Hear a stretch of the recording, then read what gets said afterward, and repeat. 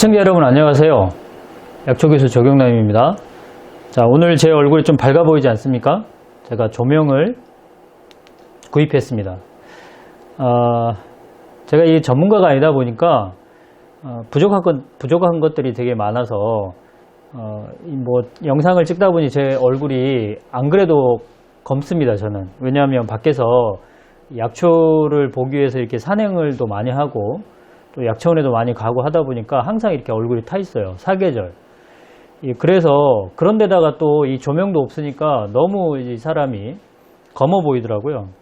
그래서 조명을 하나 구입을 했는데 차이가 많이 나죠. 예. 문제는 이 조명이 너무 저렴해서 불량이 벌써 나고 있습니다. 오늘 처음 사용하는 거거든요. 자, 어쨌든 오늘 이야기를 좀 해보겠습니다. 오늘은 약초 공부를 하지 않고요. 시청자께서 이 댓글로 질문을 하셨거든요. 이 질문에 대한 답을 좀 해야 될 것 같습니다. 그런데 매우 중요한 댓글이에요. 그러니까 여러분도 이 영상이 길던 짧던 간에 끝까지 들으셔야 됩니다. 자, 어떤 내용이냐면 한약을 복용할 때 고기를 먹지 말라고 하는데 그 이유가 뭔가요? 라고 질문을 하셨어요. 여러분도 많이 들어보셨죠? 근데 이 이유가 있습니다. 다양한 이유로 설명할 수 있습니다. 그런데 최근에 최근 그 의학계 트렌드하고 좀 결부시켜 가지고 제가 설명을 해보도록 할게요. 여러분 2014년도 그러니까 대략 한 5, 6년 정도 전에 이 스위스에서 열리는 다보스 포럼 들어보셨죠? 다보스 포럼은요 경제 포럼이에요. 그러니까 어떤 산업이 경제적으로 유망한가 뭐 이런 것들을 다루겠죠. 그런데 이 다보스 포럼에서요 미래 유망 10대 기술 중 하나로 어떤 것을 다루었냐면 마이크로바이옴 들어보셨습니까? 마이크로바이옴.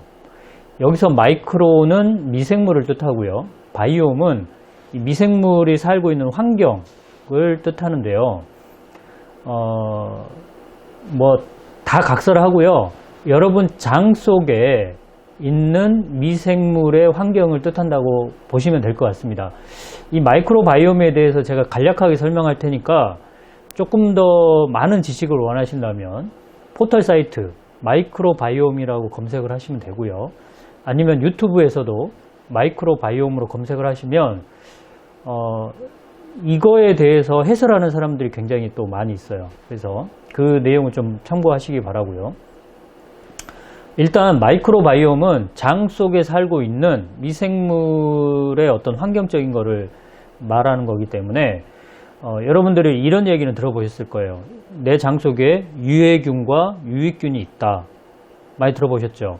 그래서 이 유익균, 내 몸의 이로운 균이죠. 이 유익균을 늘려야 된다. 그래야 내 몸이 건강하다라고 이렇게 얘기를 하는 건데, 여러분 이 장 속에 있는 미생물, 특히 유익균이 많아야 된다. 또 유해균이 적어야 된다. 이 비율이 어느 정도 비율은 있거든요. 근데 이 비율이 깨져버리는, 정상 범위에서 깨져버리는 경우에 장의 병이 생기겠죠. 장의 질병이 생길 것이고, 여러분 거기에서 끝나지 않고요. 뭐 많이 알려졌지만 아토피나 비염이나 이런 현대인들이 가지고 있는 어떤 특정 알러지 질환도 이 장 속에 있는 미생물과 관련이 있거든요. 그리고요, 놀라지 마세요. 암을 일으키기도 하고요. 암하고도 관련이 있어요. 그리고 특별히 항암 치료할 때도 이 마이크로바이옴의 어떤 균형을 맞춰줘야 이 항암 치료의 부작용도 줄일 수 있고, 또 더불어서 효과도 항암 치료하는 그 약의 효과도 증가시킬 수 있다라는 게 요즘 최근에 또 연구가 되고 있거든요.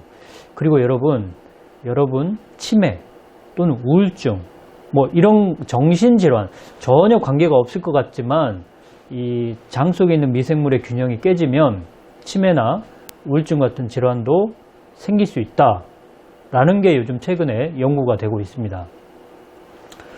그래서 이 마이크로바이옴, 여러분 장 속에 있는 미생물의 균형을 맞춰주는 게 매우 중요한 과제이고요.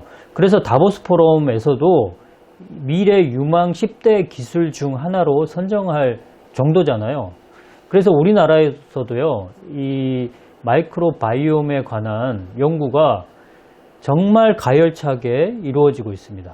여러분 최근에 연구한 것 중에 좀 제 머릿속에 기억에 남는 게 있어요. 여러분 홍삼을 드셨는데 어떤 사람은 홍삼의 효능이 많이 나오고 동일한 양을 먹었는데 어떤 사람은 홍삼 효과가 안 나와요. 그래서 실험을 했는데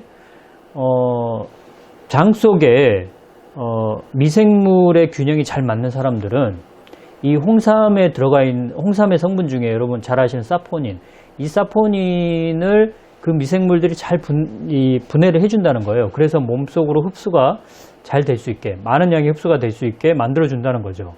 근데 반대로 장 속에 미생물의 균형이 깨져 있는 사람들은 그게 잘 안 된다는 거예요. 그래서 홍삼을 먹어봤자 아무 효능이 안 나온다는 거죠. 자, 여기서 여러분 생각하셔야 될 게, 일단 제가 동의보감에 있는 글을 하나 읽어드릴게요. 동의보감에 신기하게도 이런 글이 있습니다.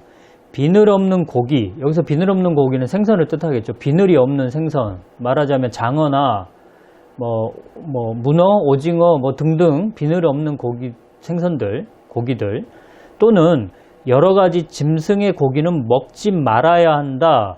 저절로 죽은 짐승의 고기를 먹으면 명을 재촉하는 경우가 많다라고 되어 있습니다.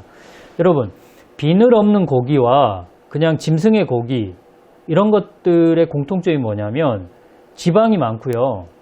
단백질 함량이 너무 높죠. 자, 이런 음식을 주로 많이 먹었을 때 내 몸에 어떤 변화가 생기느냐. 방금 얘기한 이 마이크로바이옴, 여러분 장 속에 있는 미생물의 균형이 틀어집니다. 말하자면 얘네들은 동물성 식품이잖아요. 그런데 우리가 약초라고 생각되는 것들, 그러니까 홍삼을 비롯해서 약초들은 대부분 식물성이잖아요. 그러니까 동물성 음식을 주로 먹는 사람들은 이 동물성 음식을 분해하고 소화시키는 데 필요한 미생물들이 장 속에 많이 살 수밖에 없어요. 그 얘기는 반대로 식물성 음식을 주로 분해하고 소화시키는 미생물들의 숫자가 턱없이 부족할 수 있다. 즉 균형이 깨지는 거죠. 그래서 동물성 음식을 주로 섭취하는 사람들이 홍삼 등 이런 약초들을 복용을 하게 되면 분해할 수 없는 거예요. 많은 양을 분해할 수 없는 거죠. 그래서 사포닌도 흡수가 떨어지는 겁니다.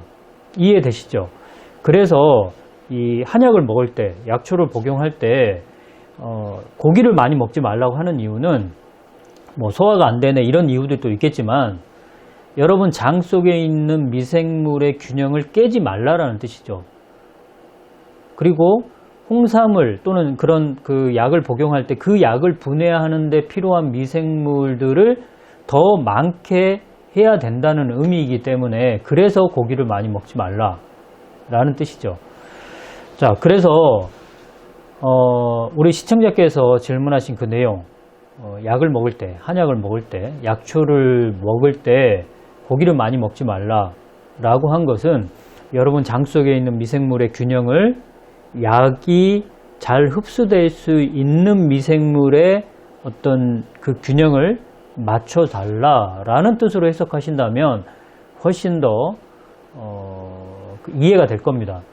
자, 저는 더불어서요, 이 마이크로바이옴이라는 주제를 여러분들이 약하고 관계없이도 좀 생각을 하셨으면 좋을 것 같은데, 이유는 앞에서 언급했지만 이 마이크로바이옴, 여러분 장 속에 살고 있는 이 미생물의 어떤 균형을 맞춰준다는 것은 여러분들 수명하고도 관계가 있고요, 여러분들 질병하고도 관계가 있고, 특히 아까 얘기했지만 치매나 여러 가지 암, 그러니까 우리가 나이가 들어서 우리의 삶의 질을 현격하게 떨어뜨릴 수 있는 어떤 질환들과도 연관되어 있기 때문에 이 마이크로바이옴은 이 얘기를 듣는 순간 여러분들이 꼭 유념하셨다가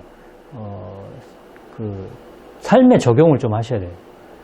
이런 그 마이크로바이옴이 어떤 그 균형을 맞춰줄 수 있는 약이나 어떤 제품들이 속속 출현하고 있거든. 지금 현재 방송되고 있는 것들, 광고되고 있는 것들도 있어요. 예를 들면 제가 어제도 봤는데 여성들의 어떤 질 건강과 장 건강을 한꺼번에 잡는다 해서 어떤 제품이 뭐 이너 땡땡땡 이런 제품도 나와 있고 등등의 제품들이 상당히 많이 나올 거예요. 앞으로도 계속 나올 겁니다. 그런데 그런 제품들은 사실은 원조잖아요. 원조. 내가 내 스스로 내 장 속에 있는 어떤 그 미생물의 변화를 주는 게 아니고 사실은 밖에서 강압적으로, 강압적이라는 표현이 아니죠. 밖에서도 어떤 도움을 줘서 내 장 속에 어떤 변화를 주는 거기 때문에 그 도움이 없어지는 순간 사실은 그 효과도 좀 떨어진다 이렇게 보시면 됩니다. 그것을 계속 먹을 수만 있다면 괜찮은데 그렇지 않는 사람들이 많을 거기 때문에 그래서 저는 여러분께 미생물의 어떤 균형을 잘 맞춰주려면 채식 위주 이게 뭐 약을 복용하든 안 하든 간에 채식 위주의 식생활을 하시는 게 여러분의 장 건강뿐만 아니고 여러분의 약을 더 많이, 그러니까 약효를 더 강하게 나타낼 수 있는 기반이 된다는 관점에서 매우 중요하기 때문에 꼭 실천을 하시기 바랍니다. 자, 오늘 영상이 많이 도움이 됐으면 좋겠고요.